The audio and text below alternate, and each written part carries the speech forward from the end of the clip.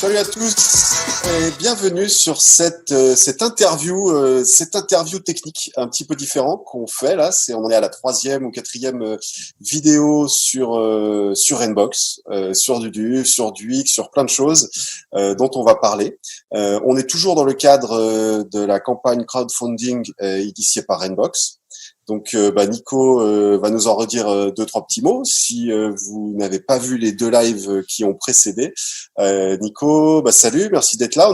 Donc, Nico, je te laisse juste recontextualiser un petit peu la campagne de crowdfunding. Ouais. Alors, donc, à Rainbox, ma coopérative, on fait tourner une campagne de crowdfunding parce que pour continuer de développer les outils libres et gratuits qu'on fait à destination de la production audiovisuel, je vous montre ça très vite. Voici la magnifique page de la campagne en question, avec une petite vidéo, si vous voulez me regarder expliquer tout ça dans un anglais magnifique.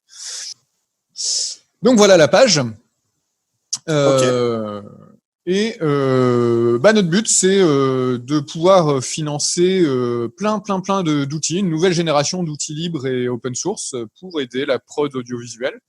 On fait un crowdfunding tout simplement parce que comme les outils sont libres, ils sont aussi gratuits et comme ils sont gratuits et qu'on a besoin de manger, on vous demande de contribuer, de nous aider à améliorer et à développer tous ces outils pour qui vont servir à tout le monde. Il y a de la 3D, il y a de la 2D, il y a de la vidéo, il y a de la prod. Et on va parler de celui-là justement aujourd'hui, Ramsès. On va parler de Ramsès. Alors ça c'est pas mal, on va en parler tout de suite. Juste, c'est important quand même que vous gardiez tous à l'esprit la philosophie derrière Rainbox, et j'ai envie de dire derrière Nicolas ici, Nicolas Dufresne, connu sous le nom du Duf, papa de Duic, entre autres. C'est vraiment la philosophie de l'open source. Donc on va pas débattre, on va pas parler de ça aujourd'hui, mais c'est important que vous sachiez que ça fait des années que monsieur développe, travaille pour le plaisir, mais aussi pour le bien commun. Et finalement, le crowdfunding, là, c'est pas juste un moyen de prendre des sous, comme on dit, et puis se gaver. C'est vraiment un moyen de continuer ce combat. C'est presque un combat. Et donc voilà, c'est vraiment important. C'est pas juste une campagne de crowdfunding comme une autre.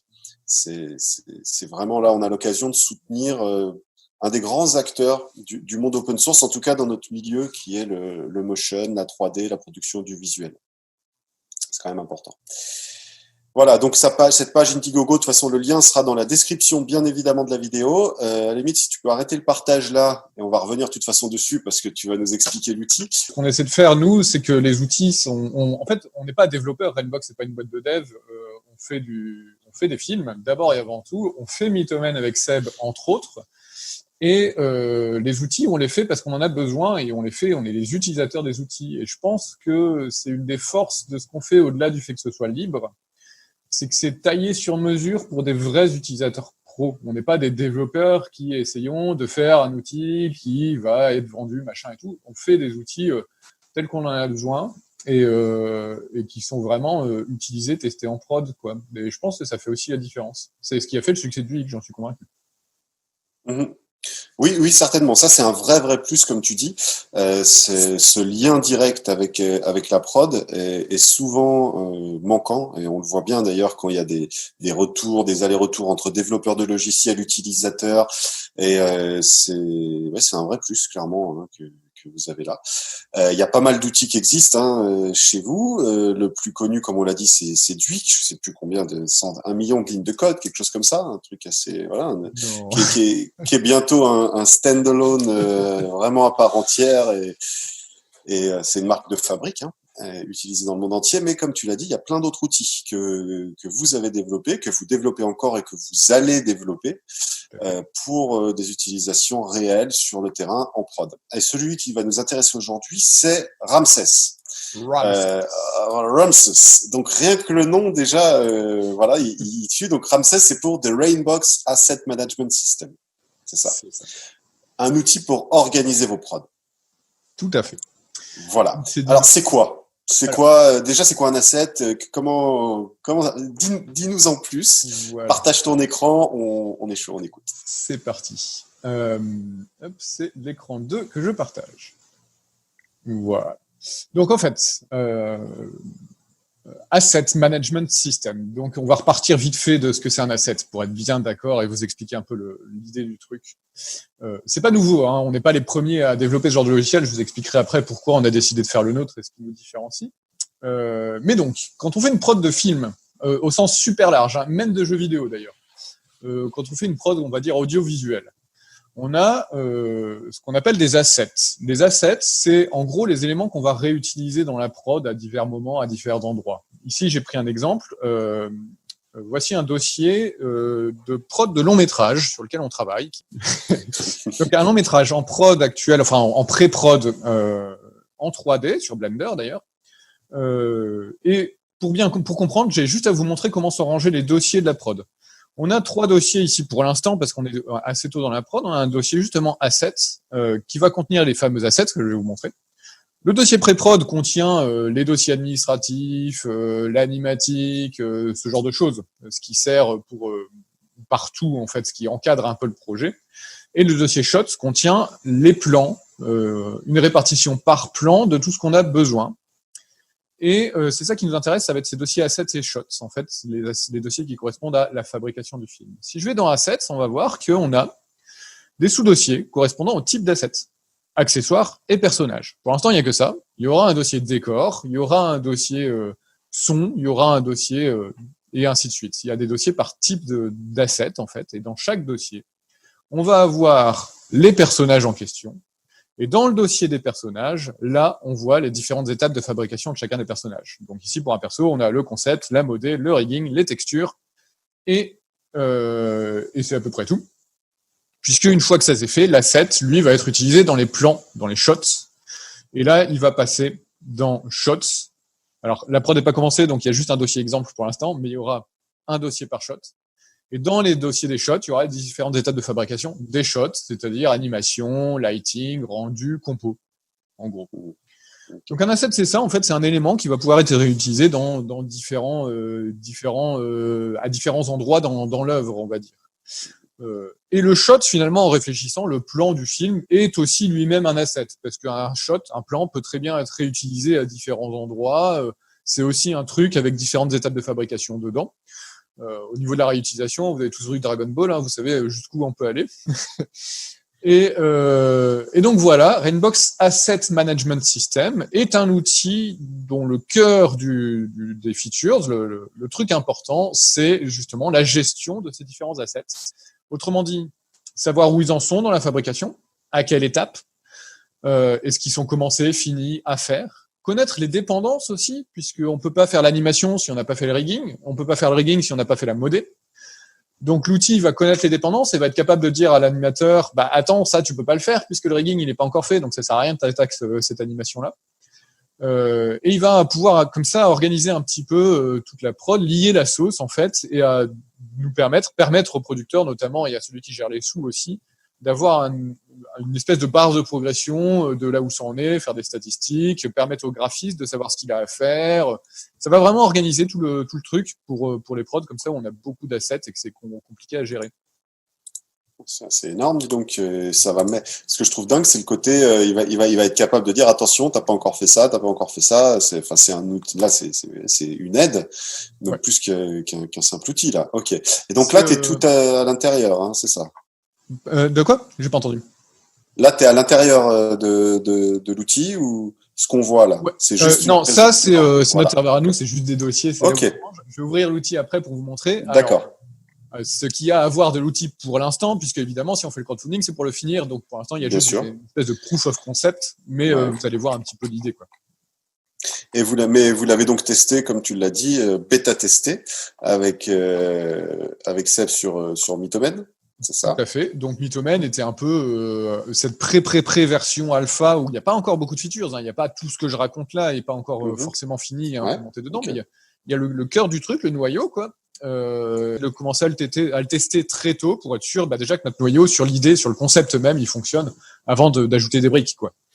Et qu'est-ce qui en fait, alors ça c'est du coup on parle de gestion de prod, de gestion d'assets, mais qu'est-ce qui en fait un outil, et ça se trouve ce n'est pas un outil dédié qu'à ça, mais qui est bien adapté à la production audiovisuelle plus qu'à un projet lambda que tu pourrais avoir dans une boîte plus classique qui fait pas de prod audiovisuel. Il y a une question, hein, parce que ça, c'est quelque chose qui potentiellement est transposable. Il y avait des outils de gestion de projet dédiés à comme on dit, du business as usual, si tu veux, le truc un peu classique, banque ou entreprise basique, classique. Quelle est la différence? Qu'est-ce qui fait que c'est plus adapté à la prod audiovisuelle, ou alors ça ne l'est pas spécialement? Exemple tout con, hein, mais Ramsès est au courant de la différence entre des assets et des shots. On a dit qu'un shot, un plan pouvait être un asset, mais c'est quand même un petit peu différent puisque un shot, il a une durée, il a de la vidéo, il a du son, il est dans un montage vidéo en fait. Et Ramsès est au courant de ça. Et les shots sont un certain ordre. Et donc Ramsès, par exemple, dans les features qu'il y a qu'on est en train de développer, il y a ça, c'est qu'il va être capable de gérer les shots et surtout il est capable de les lier au montage réellement. C'est-à-dire que Ramsès va être capable de dire tel plan, il est à tel moment dans la vidéo finale que vous allez livrer. Il est capable d'ouvrir la vidéo au bon moment pour vous montrer, tiens, dans ton animatique ou dans ton storyboard ou dans ton montage fini, regarde ton plan, il est là. Et dans ce plan-là, il y a tel et tel et tel asset utilisé. Et donc, c'est ça qui va être vraiment cool, c'est que on va vraiment lier tous les trucs ensemble et on va bosser en connectant tout le truc au montage final, en fait. L'idée, c'est que Ramsès, il va prendre le graphiste par la main depuis son premier dessin, depuis son bout de storyboard jusqu'au montage final, et Ramsès va tout le temps être au courant de qu'est-ce qu'il utilisait à quel endroit dans la vidéo. Ça va être vraiment le cœur du truc, par exemple. Et donc, évidemment, c'est spécialisé audiovisuel, ce genre de features, parmi tant d'autres. Le but de Ramsès, en fait, c'est que l'animateur ne fasse que de l'anime, qu'il n'ait pas à se faire chier, même à faire des exports. Le but, c'est de libérer le graphiste de ses exports, de ces 12 000 logiciels qui servent à rien, de ranger ses fichiers, de les nommer correctement et tout, parce qu'en prod, j'en ai fait pas mal des prods, j'ai bossé pas mal la nomenclature, c'est clair. Et j'ai vu tous les graphistes qui galèrent, et c'est normal, et moi le premier aussi, à bien ranger les fichiers, à bien les nommer et tout, parce que c'est chiant, c'est long, et c'est pas ce qu'on a envie de faire. Quand on est animateur, on a envie d'animer. Quand on est designer, on a envie de dessiner, quoi. On n'a pas envie de passer une demi-heure tous les matins à ranger des fichiers dans des dossiers. Le but de Ramsès, c'est ça, en fait. C'est que ça va être le petit outil qui va être là dans un coin, qui va pas être intrusif du tout. Ça, on parlera de la forme après, mais l'idée, c'est vraiment qu'il soit simple et pas intrusif, où l'artiste, il vient, il a la liste de ce qu'il doit faire, il a la liste de ses assets, il sait qu'il bosse sur tel décor. Et puis, ok, ce décor-là, il est en cours de fabrication. Bon, bah, je clique dessus, ça me l'ouvre, je bosse, tranquille. Il est encore en cours de fabrication, je préviens Ramsès que j'ai fait une nouvelle version, c'est tout, je clique sur un bouton. Je l'ai fini, je préviens Ramsès que je l'ai fini, et Ramsès, il va me faire mes exports pour moi. Et Ramsès, il va prévenir le réal ou le chef décor pour lui dire, attention, là, le graphiste, il a fini son truc, faut que tu check. Et là, le réal, il va avoir une notification, il va regarder, il va dire, ah, ok, bon, bah, je vais checker. Le réal, il va noter ses commentaires, ses retakes, machin et tout, il va cliquer sur un bouton, et là, l'artiste, il va être prévenu, il va dire, ah, tiens, le réal, il t'a dit, il y a ça à modifier. Et à aucun moment, l'artiste, il aura eu besoin d'ouvrir son explorateur Windows, en fait. Il aura eu besoin de ranger quoi que ce soit, il aura eu besoin de faire ses exports, tu vois.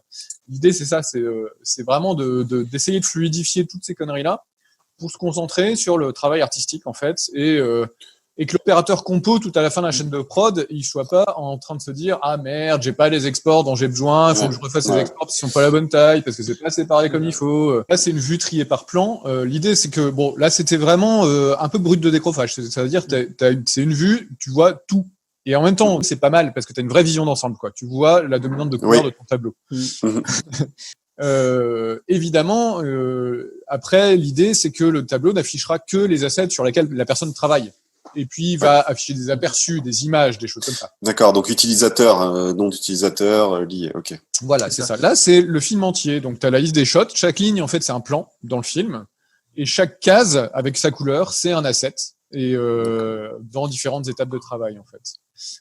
Chaque asset, d'ailleurs, là on voit, voilà, si on zoome un peu, on peut changer son statut. Il est en valide, il est OK, il est en retake, retouche, il est stand-by, il est accliné, il est à faire ou il est en work in progress. Et donc le graphiste peut très facilement changer le statut de son asset. Ça va le changer de sa couleur. Et ce qui est bien, c'est que si l'asset est utilisé à différents endroits, ça va le changer partout, tout est automatisé. Et sur chaque asset, on peut, comme on voit là, vite fait, mettre des commentaires. Et évidemment, bon, ça, c'était la base. C'est vraiment le noyau dur. Il y a, encore une fois, c'est une pré-version. On va développer énormément de choses là-dessus, quoi. Ouais. techniquement, c'était tout con. Hein. L'idée, c'est vraiment que ce soit facile à utiliser pour le graphiste. Donc, en gros, le graphiste, il aura un peu deux aspects. Il a ici, vous voyez, une petite appli. Alors, vous voyez, ça, je peux encore la lancer. Et donc, il y a cette petite application-là qui est une application. Alors, j'insiste un petit peu là-dessus. On n'est pas les premiers à faire un outil d'asset management et de suivi de prod, évidemment. Il y en a un très connu, très utilisé dans les grosses boîtes, qui est Shotgun, développé par Autodesk. Ouais. Alors, pourquoi nous, on en refait un? Et je viens à cette histoire d'appli, parce que la plupart des outils d'asset management, d'ailleurs tous à ma connaissance, sont des putains de pages Internet dans un navigateur web. Rien que ça, déjà, moi, je trouve ça super chiant pour le graphiste, parce qu'un navigateur web, c'est quand même vachement moins clean, c'est vachement moins pratique qu'une petite appli qui peut se réduire dans la barre des tâches, qui est à part et qui est toute légère. Déjà ça. L'intérêt d'une appli aussi, comme ici, c'est qu'elle marche quand on n'a pas Internet. Elle marche quand on est tout seul. Oui, offline, c'est clair. Elle marche offline. C'est-à-dire que le but, alors c'était pas encore le cas pour cette version de test, mais ce qu'on fait, c'est que l'appli, elle va fonctionner aussi pour quelqu'un qui bosse tout seul chez lui. Là, on parle beaucoup de grosses prod en équipe et tout ça. L'idée, c'est que la personne puisse simplement installer sa petite appli et se faire son propre suivi sur des projets beaucoup plus simples, avec moins d'assets, des choses tranquilles. Il a sa petite appli, il n'a pas besoin d'Internet et il bosse tranquillement. Ou le mec sur la grosse prod qui est dans un train et qui n'a pas Internet, il peut quand même mettre ses commentaires, avancer sur son boulot et tout ça, et ça se resynchronisera quand il aura Internet. Ok. Voilà. Donc, petite appli. Quand on l'ouvre, on est sur un écran de login classique, y compris en offline. Pour la sécurité des données, il y aura possibilité de mettre un mot de passe assez classique. Pour l'instant, là, je peux pas me connecter puisque j'ai aucune base de données ouverte, j'ai rien, puisqu'on n'a pas utilisé l'outil depuis quelques temps. Mais donc voilà, l'appli ressemble à ça. On va avoir un petit panneau de settings où on met l'adresse du serveur si on bosse online. On a des petites choses comme ça. On peut changer l'apparence. Hein. Il y a des trucs. Si les gens préfèrent un vieux truc à la Windows, ils peuvent. Enfin voilà, comme tous les logiciels libres, d'ailleurs, j'ai envie de dire, ce sera très personnalisable. Okay. Et puis voilà, en gros, le côté petite application. Et l'idée, c'est vraiment que cette appli reste hyper facile à utiliser. C'est aussi ça la grosse différence avec moi, tous les outils que je connais comme Shotgun, qui sont d'une complexité terrible pour les graphistes. C'est vachement bien pour un chargé de prod qui l'utilise tous les jours, tout le temps, parce que c'est l'habitude. Ouais, c'est son outil, c'est son soft, et voilà. Son outil, son soft. Un graphiste, son outil, son soft, c'est After, c'est Photoshop, c'est Blender, c'est Cinema 4D, j'en sais rien, c'est son logiciel de créa. C'est pas en plus un putain de truc énorme pour le suivi de prod et tout. Non, le truc de suivi de prod, pour lui, c'est je l'ai dans un coin, je me le ramène, je clique sur un bouton et c'est fini, je veux rien faire d'autre. Donc, on garde vraiment ça en tête. On oriente l'interface, l'application vers le graphiste pour que ce soit facile. Il va avoir en gros deux aspects. Il a la petite application ici, indépendante, avec toutes les cases, comme j'ai montré et tout, et il y aura des outils de statistiques, il y aura des outils de suivi, il y aura des outils pour ouvrir le storyboard, il y aura plein de petites choses vachement utiles et faciles à utiliser. Et puis on essaie de faire ça gris foncé, classique, vous voyez, de garder un look qui pas l'œil, quoi. Contrairement à pas mal de logiciels libres pour le coup. Et le graphiste aura aussi, on bosse là-dessus et on va faire en sorte que ce soit facile de connecter des outils dans son logiciel à ça, c'est cool aussi, parce que c'est vrai que ça peut être un frein pour certains de dire bon, c'est simple, mais c'est quand même un autre truc. Voilà. Alors que là, si tu me dis que tu vas l'intégrer dans mon environnement habituel, que ce soit After, Blender ou ce que tu veux, là, c'est différent. L'idée, encore une fois, c'est que ce ne soit pas obtrusif. Donc, comment tu as dit? Hein? Obtrusif. Obtrusif. Obtrusif. Si, ok. Si. Autrement dit, on a aussi les outils directs dans son appli, quelle qu'elle soit. L'idée, c'est qu'on a l'application que je vous ai montrée juste avant, qui est le truc qui permet de gérer tous les assets. Ou ceux qui me sont attribués, moi, en tant que graphiste. En tout cas, j'ai ma liste d'assets, c'est en gros ma to-do list, quoi. Un peu améliorée, avec des outils de chat avec le réal, toutes ces conneries-là. Quand je suis dans After, ça veut dire que je bosse sur un asset ou un plan, un truc. Je suis sur mon projet. Et donc, dans After, l'idée, c'est que je retrouve les outils qui sont liés à mon asset. C'est-à-dire que je vais retrouver un petit panneau avec les outils qui me permettent de travailler sur mon asset. Alors là, c'est vraiment pour vous montrer qu'on a commencé le dev, mais il n'y a pas grand-chose, vous voyez, avec 6 boutons. Mais ces 6 boutons, déjà, par exemple, vachement utiles. Et c'est connecté vraiment à la base de données de Ramsès. C'est-à-dire que dans After, ce que je vais faire, ça va mettre à jour les états des assets. Et là, cette première petite base qu'on a fait, c'est tout con. Il va y avoir plein d'autres choses. C'est un bouton save. Vous allez me dire, il y a déjà de la sauvegarde dans After. Oui, mais celui de Ramsès va sauver au bon endroit avec le bon nom en fonction de l'asset sur lequel on est en train de bosser. Il va faire une copie de sauvegarde sur le serveur de backup et il va gérer le versionning. Il va savoir sur quelle version on est et donc l'enregistrer au bon endroit. Ce genre de petites choses. C'est-à-dire qu'il va pas juste sauvegarder. Il y a tout un tas d'étapes, alors que c'est un clic sur un bouton. Il y a tout un tas d'étapes qui vont se faire derrière pour que la production soit stable, qu'on ne perde pas les données si jamais After crash, qu'il y ait du versionning, que je puisse revenir en arrière, qu'il puisse me dire, tiens, quand tu avais sauvegardé à telle heure, tu avais fait tel truc et ça marchait bien. Ce genre de choses. On a un bouton save et augmenter la version. Encore une fois, c'est pour le versionning. Quand je vais cliquer sur l'autre bouton, c'est OK, là, je fais une nouvelle version parce que je fais un gros changement. Et on a un bouton publish. Le publish, c'est le bouton presque le plus important. C'est j'ai fini mon boulot sur l'asset. Je le publie. Et là, il va y avoir une grosse part d'automatisation derrière. C'est-à-dire que quand l'asset va être publié, il va être optionnellement exporté pour le step d'après. Il va prévenir mon chef ou mon réal qu'il y a un truc qui vient d'être publié et qu'il faut le checker. Et ainsi de suite. Ça va enclencher, quand je vais publier mon asset, ça va enclencher toutes les étapes d'après. Ou bien, si elles étaient déjà enclenchées, ça va le mettre à jour dans les étapes d'après. C'est-à-dire que si je bosse sur un perso qui a déjà commencé d'être animé dans 5 shots, dans 5 plans plus loin, quand je vais republier le perso une nouvelle fois, ça va publier une nouvelle version. Et donc, ça va automatiquement aller mettre à jour le perso dans les plans où il est utilisé. C'est ça l'idée derrière, en fait. C'est là où c'est connecté à la base de données Ramsès. Voilà. Par exemple, comment ça va marcher, en fait. C'est ça l'idée.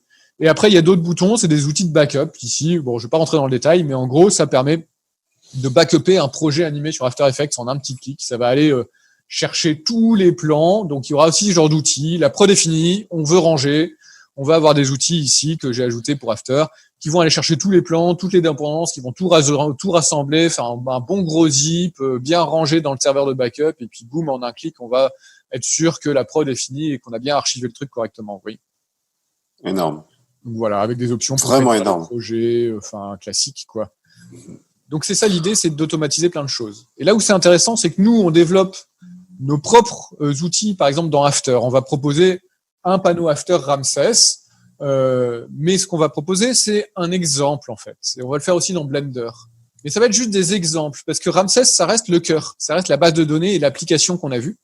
Et l'idée, c'est que c'est pas nous qui fassions toutes les automatisations, parce qu'il y en a autant que des productions. Je veux dire, le mec sur Maya qui font du Houdini et qui font du Nuke et qui font du machin, ils n'ont pas les mêmes besoins que les gens qui font de la 2D dans After. Donc, on va proposer un set d'exemples d'outils par défaut proposés avec. On va essayer d'augmenter cette liste progressivement. Je parle de Blender et d'After parce que là, c'est ce dont on a besoin. Et Nuke, Cinema 4D, Houdini, Maya, 3ds Max. L'idée, c'est d'augmenter cette bibliothèque d'outils liés à Ramsès progressivement. Mais c'est surtout que ce soit facile de lier à Ramsès. C'est-à-dire que l'idée derrière aussi, c'est que quand l'appli elle est installée sur l'ordi, elle tourne et elle fournit les données nécessaires pour développer ces petits scripts. C'est-à-dire que c'est pas les scripts qui font les mises à jour, c'est pas les scripts qui font les publish et tout. Les scripts qui vont juste servir aux graphistes à communiquer avec l'application, en fait. Et donc, il y aura ce qu'on appelle une API, il y aura une petite API derrière, une Application Programming Interface, qui va permettre à des développeurs pas forcément hyper balèzes, mais même des gens qui connaissent juste un tout petit peu le script, de assez facilement développer des petits boutons qui vont travailler main dans la main avec Ramsès, en fait. C'est ça l'idée, quoi. Tu restes dans le concept de l'open source et ça c'est juste top. Ça fait quand même rêver. Donc là, t'en es où exactement dans Ramsès et qu'est-ce que tu veux faire? Qu'est-ce qui va faire en plus? Qu'est-ce que tu vas développer en plus ou pas? Est-ce que c'est ce dont tu viens de parler qu'il faut consolider? Est-ce que Alors, dans ce qui est fait, partons du noyau de ce qui est fait. En fait, on a fait le moins sexy et le plus important. C'est pour ça que c'est pas évident de le présenter là, parce que forcément, quand on commence un outil, ce qui est chiant, c'est la partie hyper technique et on commence par ça. Donc, ce qu'on a fait, c'est que ce que j'ai pas montré là, parce qu'il y a rien de visuel à montrer, c'est qu'il y a aussi une partie serveur, forcément, qui va centraliser les données quand on bosse à distance et tout. Pour le mode online, il y a une grosse partie serveur. Et ça, les fondations du serveur sont faites. Techniquement, ça intéresse, en fait, c'est un petit serveur en PHP. Qui se connecte à une base de données en MySQL ou autre type de base de données SQL en fait. C'est vraiment très simple et encore une fois même ce côté-là on a pensé assez simple, c'est-à-dire qu'on veut pas que ce soit un serveur qu'il faut installer sur un serveur dédié. un truc super compliqué de geek où il faut un IT pour le faire. C'est un serveur aussi simple que de copier des fichiers PHP sur un hébergement mutualisé. C'est encore plus simple qu'un WordPress, quoi. Je veux dire, si vous avez déjà installé WordPress, il s'agit juste d'uploader des fichiers sur un FTP. Le serveur de Ramsès, ce sera pareil, même encore plus simple. C'est vraiment juste, on met des fichiers en ligne, on remplit le fichier de configuration avec le mot de passe, quoi, évidemment, et le petit serveur tournera comme ça sur un hébergement mutualisé, sur un Raspberry, sur un Synology, sur n'importe quel type de serveur ou sur un ordinateur en local chez vous, quoi. Très simple. Donc cette partie serveur, la fondation est faite. On a une espèce de proof of concept qui fonctionne très bien, qu'on a utilisé sur Mitomen. C'est-à-dire que le stockage des données, tout ça, c'est fait. Côté serveur, on a vraiment fait le gros du boulot. Ce qui reste à faire côté serveur, c'est améliorer la sécurité. C'est-à-dire que pour l'instant, on n'est pas rentré dans le gros détail de la sécurité de la connexion. Il y a quand même déjà une passe de sécurité, c'est-à-dire que c'est une connexion sécurisé en SSL assez classique, ce qui est utilisé dans tous les sites sécurisés que vous connaissez. Les données importantes côté serveur sont cryptées, pas toutes pour l'instant, parce que c'était pas utile pour ce qu'on en faisait, mais faudrait qu'on le fasse dans l'absolu, que toutes les données soient cryptées, optionnellement, parce que du coup ça prend plus de place dans la base de données. Nous, on avait crypté que les infos utilisateurs et les mots de passe, quoi. On s'était pas emmerdé à crypter l'état d'avancement des shots de Mitomen, parce que si les gens nous volent notre état d'avancement, franchement, ils vont pas en faire grand. Oui. Donc bon. Scandale. Côté serveur, voilà. En gros, les grosses briques sont faites. On a juste du polish à faire et de l'emballage, quoi. Côté application, pareil. On a fait le gros du boulot de la connexion au serveur, le rapatriement des données, l'affichage, les choses importantes, les briques de base. Il manque la partie offline, c'est-à-dire que maintenant qu'on a le serveur online, le côté offline de l'application qui marche dans un train, pour l'instant, c'est pas fait. C'est pas très compliqué. Il suffit juste d'avoir une copie locale de la base de données. C'est en cours. On a les briques qu'il faut. C'est prévu déjà dans l'appli. Donc, c'est vraiment juste des histoires d'implémentation qui sont pas la mort. Donc ça fonctionne. C'est vraiment le corps, le noyau dur.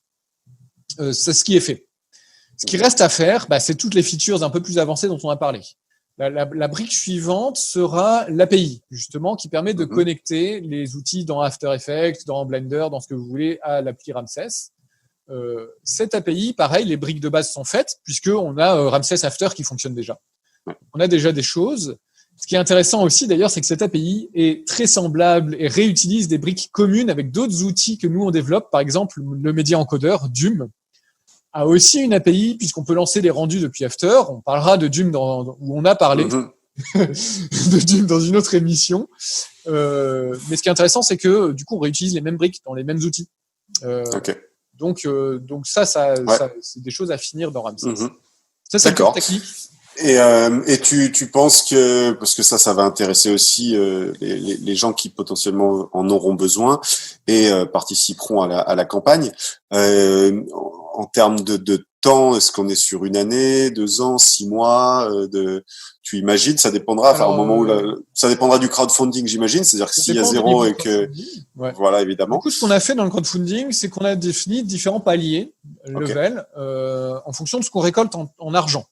Parce qu'on ne pourra pas tout faire si on n'atteint pas le dernier palier. On a réparti. L'idée, c'est que si on n'atteint pas le palier le plus élevé du crowdfunding, on puisse quand même développer un maximum de choses.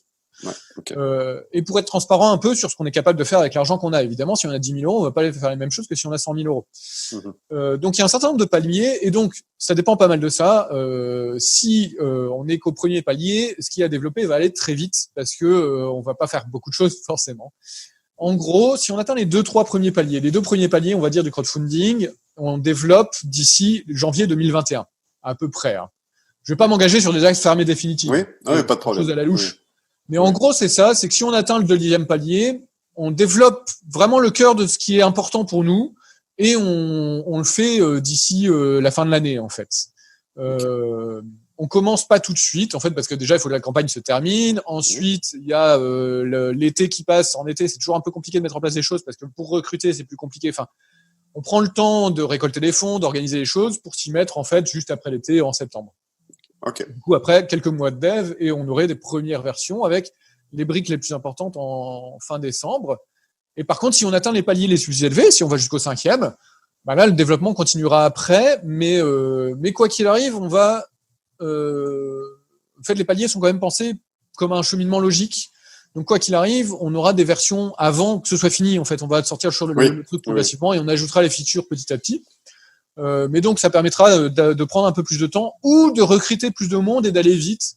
Ça, c'est des choses qu'on verra en fonction des outils.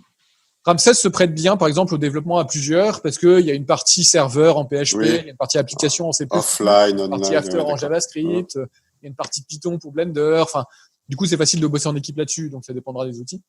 Mais donc voilà. Et donc, suivant les paliers, on va ajouter différentes features. Le cœur sur le premier palier. Sur le deuxième, je me souviens plus exactement, mais en gros, c'est la connexion à After, à Blender.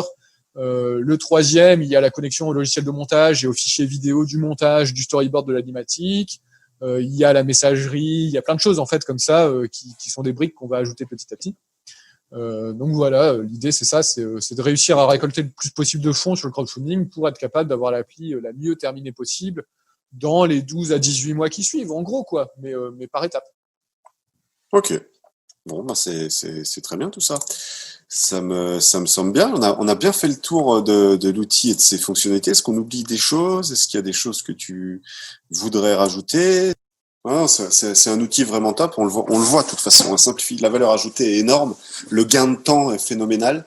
Et c'est vrai que beaucoup se prennent la tête à prendre du temps, à classer, à respecter certaines nomenclatures, même pour parfois comme tu l'as dit, hein, pour des freelances où tu es tout seul dans ton coin, tu peux être sur des projets un peu gros et on est rarement les pros du rangement, on est plutôt les pros de la version XXX 3780 et c'est vrai que voilà, dev final et avoir un outil comme ça. Alors en termes de juste petite dernière question peut-être de courbe d'apprentissage de l'outil parce que ça c'est souvent ce qui fait peur d'une manière générale. Oh, encore un truc à apprendre, ça me gave. Non, ça va être simple. On a vu, c'est quelques boutons là. Voilà, qu'est-ce que tu dirais à quelqu'un qui va prendre Ramsès et qui va dire voilà, il va lui faire quoi, une journée de quelques heures ou alors on apprend une petite journée et après c'est une petite journée. Prendre l'habitude de l'utiliser. C'est ça. C'est plutôt les bons réflexes. Hein, exactement. Voilà. Ce genre d'outil, franchement, comparé à After, à Blender, ce que vous voulez, c'est super simple quoi. Il s'agit de lister des assets et de dire à quels états ils sont quoi. Ouais, voilà. C'est pas la mort, une messagerie, tout le monde sait l'utiliser, un lecteur vidéo, tout le monde sait l'utiliser, et derrière, justement, l'idée de Ramsès, c'est qu'il reste aussi simple que ça. Mais pour que ce soit efficace, ce genre d'outil, il faut prendre l'habitude de l'utiliser, c'est tout, quoi. Il faut se forcer un petit peu au début. Moi, c'est ce que j'ai vu dans les prods où il y avait des outils comme ça, plus ou moins simples.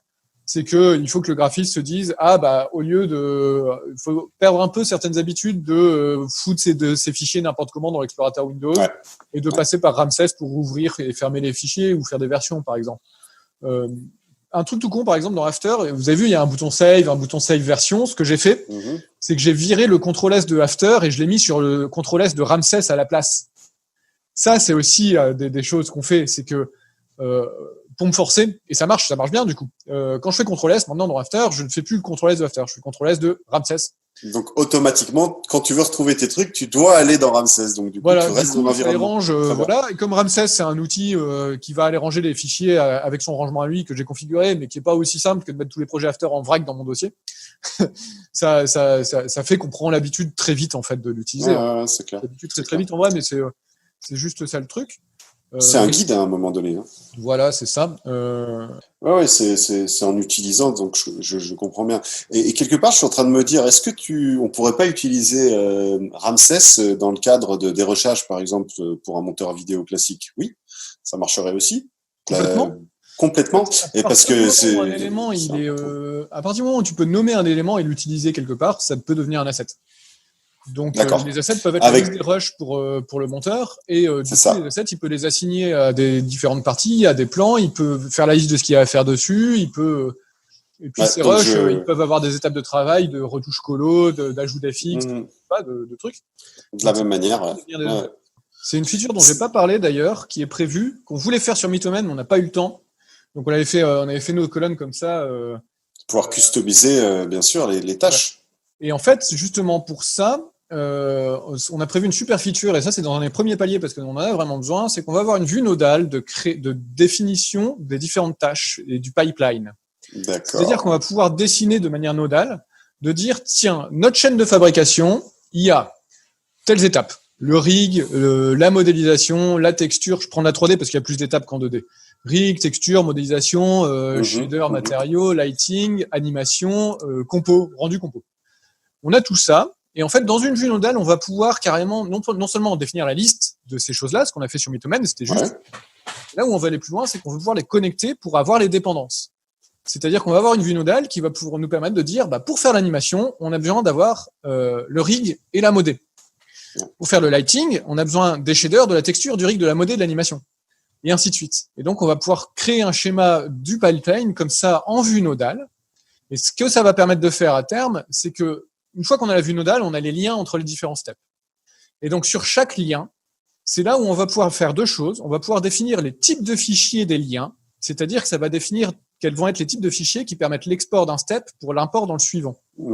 Okay. Et du coup, on va pouvoir lier au lien le type de fichier, plusieurs types de fichiers, le type d'export et le type de preview, parce que des fois, on veut un fichier pour faire un preview, pour voir l'asset, et on veut un fichier différent pour utiliser l'asset concrètement. Et on va pouvoir définir des étapes d'automatisation, c'est-à-dire que sur chaque lien, on va pouvoir ajouter des scripts et des automatisations via l'API dont je parlais tout à l'heure, qui vont permettre de faire en sorte que quand un asset il sort d'un step et il rentre dans un autre, Ramsès va automatiquement exécuter un certain nombre de tâches automatisées dessus pour faire la transition entre les steps. Et tout ça, on va pouvoir le configurer très facilement dans la vue nodale, en fait. C'est ça l'idée.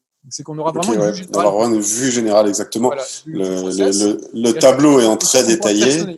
Voilà. D'accord. D'accord. Magnifique. Comme on parle de plein de features, là, juste ce que je voulais montrer, c'est je suis revenu sur la page du crowdfunding. On décrit un peu succinctement tous les outils qu'on veut développer. Comme on voulait pas que la page elle fasse des millions de kilomètres de long, parce qu'on a beaucoup de choses, ici, pour l'exemple de Ramsès, à chaque fois, on a mis un petit lien pour pointer la page du crowdfunding vers une page sur notre site Rainbox Lab avec plus de détails sur les features qu'on veut développer.